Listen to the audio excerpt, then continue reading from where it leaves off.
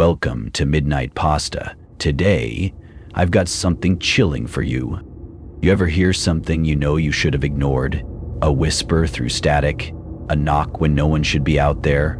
A distress signal from a ship that shouldn't exist anymore? Well, that's what happened to me. And if you're not yet subscribed, go ahead and hit that button. This one's gonna stay with you after dark, so settle in. Dim the lights, and let me tell you what happened when I answered a distress call from a ship that vanished in 1954. They say if you sit in the comms bay long enough, the ocean starts talking to you. I always figured that was the kind of thing old-timers said when they wanted to sound like sages of the deep. But after what happened, I'm not so sure anymore. It started on a Tuesday. Tuesdays are usually quiet aboard the Demerara, a deep-sea survey vessel contracted by the Canadian government to map the continental shelf. We weren't far from the Laurentian Abyss, famous for swallowing everything from sonar pings to rumors about sea monsters, but my job was boring as hell. Monitor frequencies, log interference, drink too much coffee. Then came the signal. It was faint at first, a soft, rhythmic pulse on the old HF band. Not the usual interference from storms or trawlers either.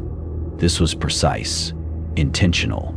I leaned in, tuning the dial slowly, watching the needle dance as I adjusted the gain. That's when the code kicked in. ... Morse, clear as day. I froze. I hadn't heard an actual SOS in years. Everything's digital now, encrypted and traceable. But this one came in old, like it was being broadcast from a museum. I recorded the transmission and checked the frequency logs. Nothing scheduled, no exercises, no authorized vessels in range using legacy bands. The coordinates embedded in the metadata, if you could call it that, put it somewhere deep, deeper than any active traffic lanes. It was impossible, but the name that followed, that was what chilled me. Oceanos. My stomach flipped. The Oceanos was a Greek passenger liner that vanished in 1954. Rumors ranged from rogue wave to Soviet interference, but no wreck was ever found. It was one of those maritime mysteries people whispered about on forums, usually next to blurry sonar images and cursed ship conspiracy threads. But there it was, clear as daylight on my terminal. Distress. Oceanos, 42 degrees 12, 58 degrees 7, W. Please respond. I played it again, over and over. The signal never degraded, never faltered. It was like the message was frozen in time, repeating endlessly. Hey Ren, you seeing this? I called over the intercom. Ren Nakamura was our lead technician and the only person aboard who believed in weird shit more than I did. She stepped in, wiping her hands with a rag, and peered at the screen. Is that Oceanos? Her brow furrowed. That's not funny. I'm not joking. We both stared at the loop transmission. She tapped the terminal. Where's it coming from? Coordinates put it inside the trench, roughly 10,200 feet down. She whistled. That's below crush depth for anything that should still be transmitting. And from 1954? You're saying this signal has been down there broadcasting for 70 years? Or someone's rebroadcasting it now, I said. But why on a frequency nobody uses anymore? Ren looked unsettled. We have ROEs in the hold. We could be there in under 10 hours. I should have said no. I should have reported it and let Naval Archives deal with it. But instead I nodded, and that was the first mistake. By 1900 hours, we were over the coordinates. The water was blacker than sin. The trench here was so deep the sun had never touched it, not once in Earth's history. Our ROV, Abyssal Echo, slid into the drink with little ceremony, tethered to a fiber optic umbilical cord that snaked back to the ship like a lifeline. The screens came alive, mud, silt, ridges shaped like broken knuckles. We watched in silence as the ROV descended past 3,000 meters, then 4, 0, then 5, 0. Nothing but static and stone until— Hold up, Ren said. What's that?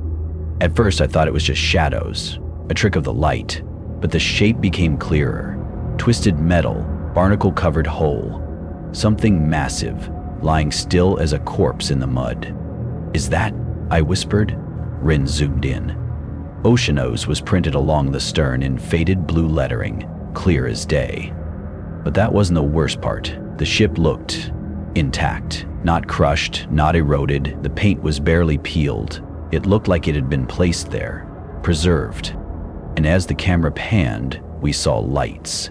Not bioluminescence, not reflection. Actual, warm yellow lighting flickering inside portholes and hallways. "Something's powering it," Ren said slowly. "That's impossible." She looked at me. "You still think someone's rebroadcasting a signal?" We both turned toward the console. The message had stopped. The screen blinked once. Then a new message appeared. "You heard us. Come aboard." We debated it, of course we did. Ren thought it could be a data loop, some kind of deep-sea anomaly interfering with our systems. I wasn't so sure. It felt personal. The way the message stopped the moment we arrived. That wasn't a glitch. That was an invitation. Still, we weren't idiots. Boarding a ghost ship 10,000 feet underwater wasn't something you did on a whim. We had protocols, suits rated for abyssal pressure, and enough safety drills drilled into us to make OSHA proud. At 400 hours, we deployed the submersible, the Phaedra. A tight two-man canister with a reinforced hull and dual-axis propulsion. We rarely used it. It was cramped, uncomfortable, and mostly reserved for emergencies. But this counted. Rin insisted on coming, said she wanted to see it with her own eyes. I didn't argue. By 500, we were in the drink, the Demerara vanishing above us like a fading star. The descent took nearly 2 hours, long enough for nerves to settle into the gut like sediment. We didn't speak much. The Oceanos came into view like a shadow, giving itself shape. Something about its presence was wrong. It wasn't listing or half-buried. It stood perfectly upright on the trench floor, like it had parked there. The hull was pristine, save for decades of marine growth clinging like ivy. The portholes glowed faintly, just enough to hint at movement inside. I gripped the control yoke tighter. Ren's voice crackled through the comms. "Airlock on the starboard midsection. Looks intact." We approached slowly, nudging the Phaedra against a docking collar that shouldn't have still functioned, but it did. The old ship accepted us, the collar locking in with a hiss I felt more than heard. I checked the gauges. Pressure's equalizing. That shouldn't even be possible. "I know," Ren said, almost whispering. We suited up. 10 minutes later, the hatch unsealed with a hiss, not of vacuum or pressure, but of breath, like something was letting us in. The hallway inside was silent, not flooded, not even damp. The lights flickered with soft amber hues, like antique bulbs on dimmers. I couldn't smell salt, oil, rust, just a faint ozone tang, like the air after a storm. We stepped in, boots echoing, on tile too clean for its age. The corridor stretched into darkness. Doors lined the walls, each labeled in English and Greek. Mess hall, crew quarters, engine access. No signs of rot or decay. Just a silence so thick I could hear my own heartbeat in my ears. We moved slowly, flashlights cutting across immaculate walls. I reached for my handheld Geiger. 0 radiation, no EM fields, not even ambient electricity beyond the ship's own faint heartbeat. Ren turned to me, her voice clipped. "None of this makes sense." Then we heard it. Footsteps. Above us. We froze. 3 slow, deliberate steps. Then, silence. Ren looked up, then back at me. Could be the hull expanding, but we both knew it wasn't. We continued deeper. The mess hall was empty, tables bolted in place, dishes stacked neatly in racks. A faded newspaper lay on the counter, dated July 17, 1954. I picked it up. It didn't crumble. Ren found a ship's logbook in the wheelhouse. The ink was still fresh. We flipped through the last few entries. July 14, water pressure climbing, lights still functional, crew reporting dreams. July 15th, signals received, not from shore, from below. July 16, we answered, God forgive us. The final page was blank, except for one line written in a shaky scrawl. If they speak to you, do not speak back. I looked at Ren. Her eyes were fixed ahead, flashlight trembling just slightly. A figure stood at the end of the hallway, not moving, not approaching, just watching. Its face was obscured by shadow, but it wore a uniform, naval, pristine, like the day it was issued.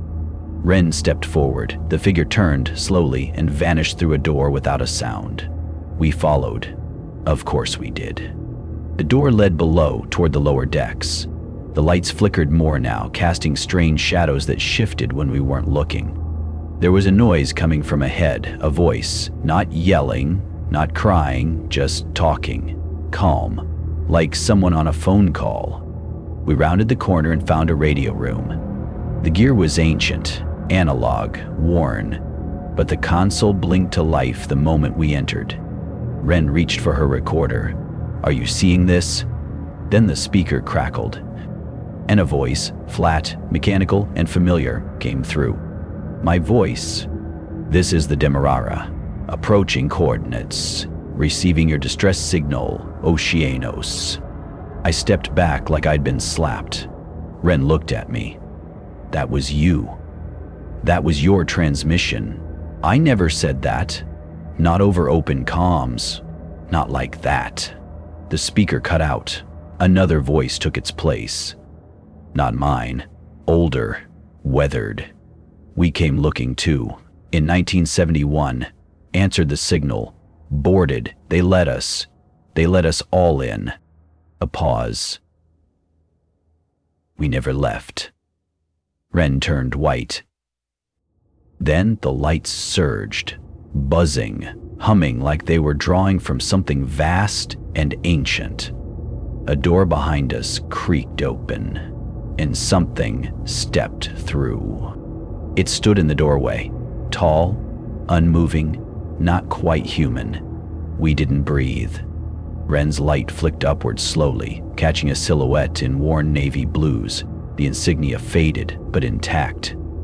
Its skin, or what was left of it, stretched, waxy and gray across cheekbones too prominent, as if whatever was inside was still deciding how to wear the body. It didn't lurch or groan or screech. That might have been easier. Instead, it just watched. Then it smiled. It was the smile that undid me. Not cruel, not even threatening, just practiced, polite, the kind a concierge wears when checking in a guest who doesn't realize they'll never leave. I reached for Ren's arm and tugged us back toward the hall. No sudden movements, just steady retreat. The figure stepped inside the radio room as we moved out, and then it shut the door behind itself, gently, softly, like it lived here, like it was tired of guests. We found the stairwell and moved upward toward the bridge. I needed air, logic, something to make this make sense. Ren finally broke the silence. That wasn't human. I didn't respond. Couldn't. At the bridge, we activated our backup uplink. No signal. The Demerara might have been 20 feet overhead or 20,000 miles away. The ship was shielded, or sunk in something deeper than water. Ren looked down at the console. This equipment's analog, right? Yeah. Then why are the logs being overwritten in real time? She turned the screen toward me. New entries had started appearing, typed in a slow crawl, like something behind the code was thinking in rusted gears. They speak and stick. They wait in pressure. They answered to voices that sank with them. A final line etched itself across the glass. You are speaking. I ripped the uplink cable. For a long moment, nothing happened. Then, the ship shuddered. The deck groaned beneath us. Lights pulsed rhythmically, like they were syncing to a heartbeat, or trying to mimic one.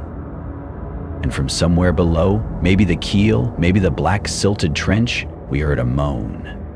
Not mechanical, not earthly, like something exhaling through 1,000 rusted lungs. We found the captain's quarters on the upper deck. The door opened like it had been waiting for someone to knock. Inside, everything was perfectly preserved. An old record player spun a warped Glenn Miller vinyl in silence. A photograph sat face down on the desk. Rin turned it over. It was a crew photo. 15 men and women in vintage uniforms, grinning against a summer blue sky. At the center stood a man in a captain's coat, shaking hands with a much younger officer. Rin held it closer, squinting. "That's you," she whispered. I stepped in, looked. It was me. Not similar. It's me. Down to the crooked smile, the dimple in the left cheek, the half-folded collar. But it couldn't be. I wasn't born in 1954.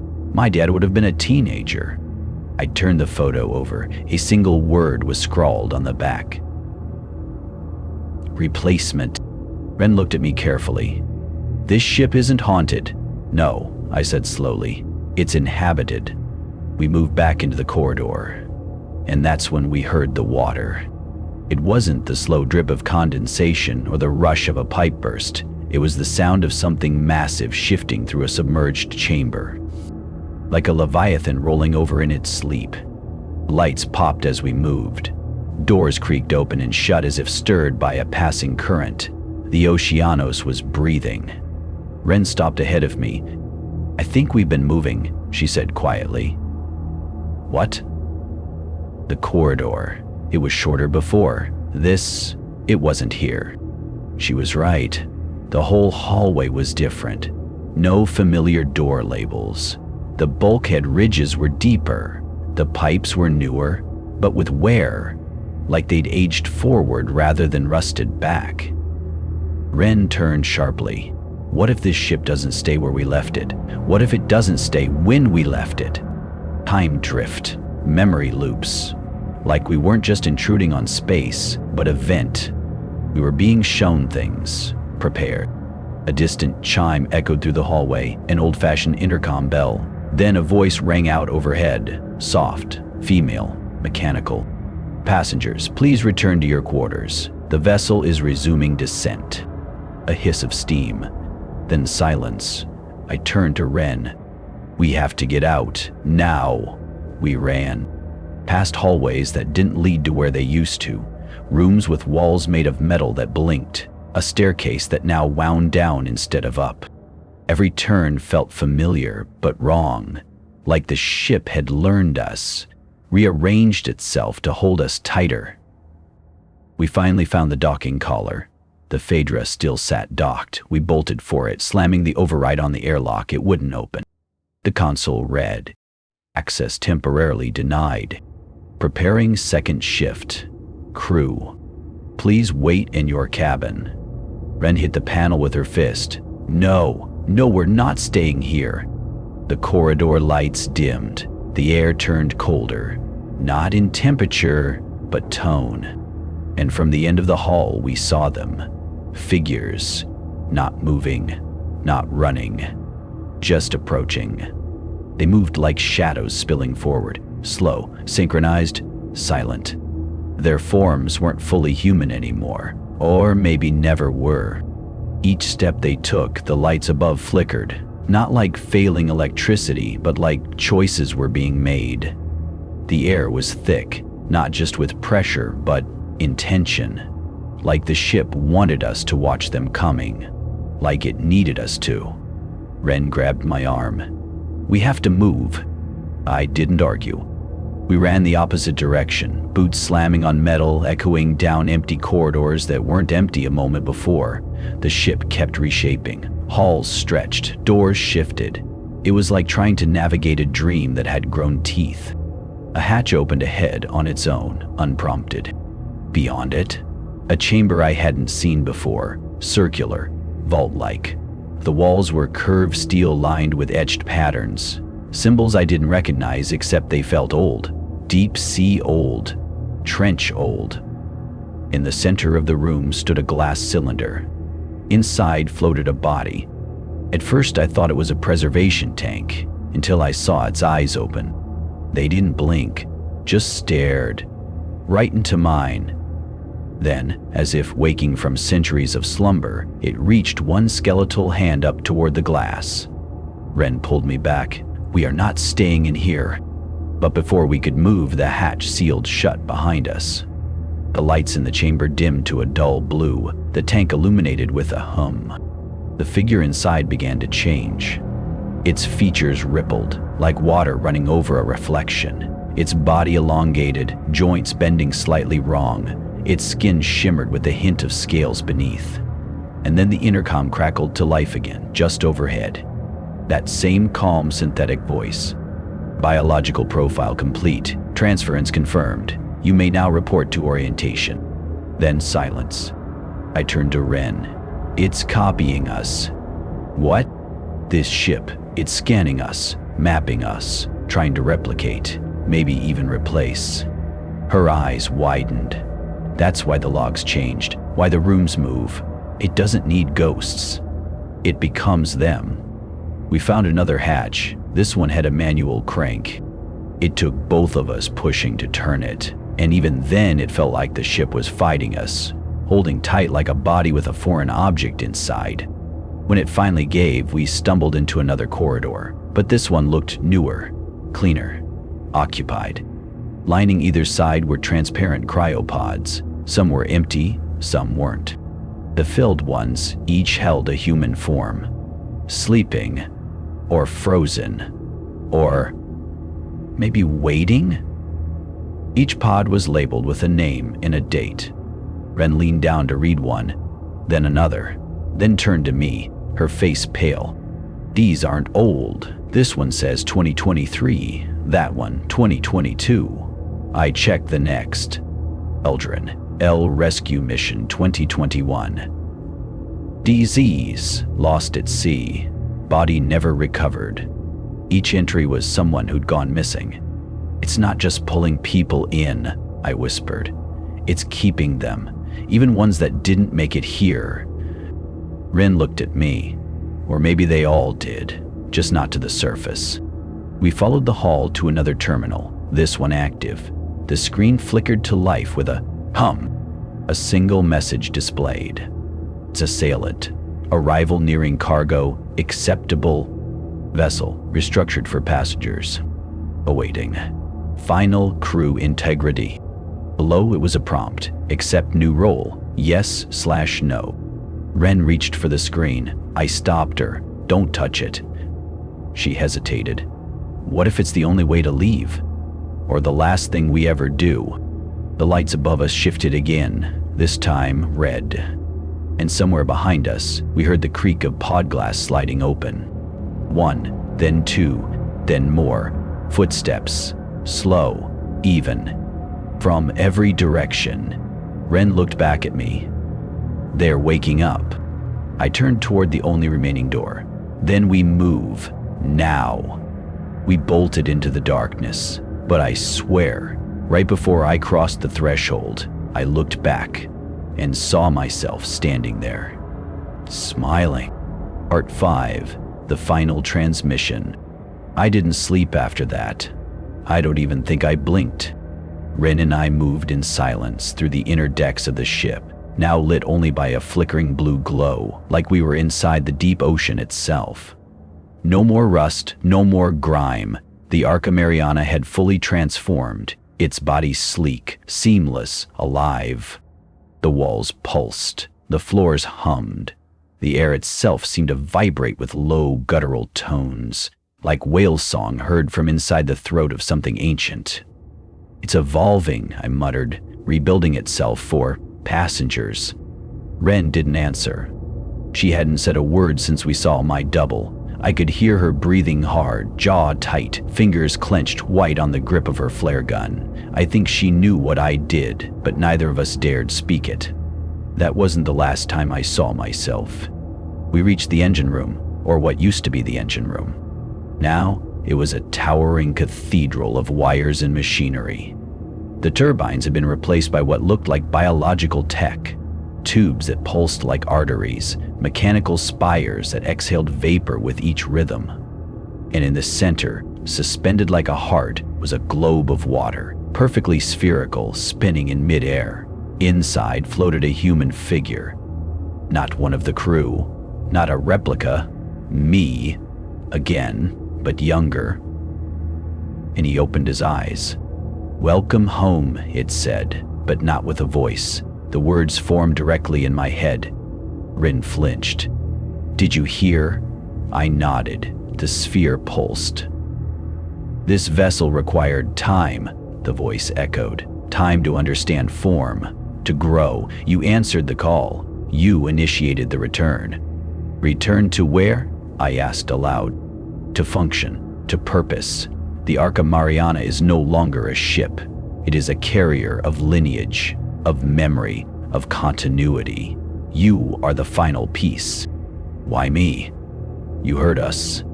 That was it. That's all it said. Ren stepped back.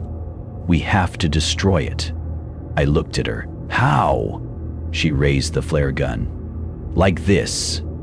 I didn't try to stop her. Part of me knew it wouldn't work. She fired.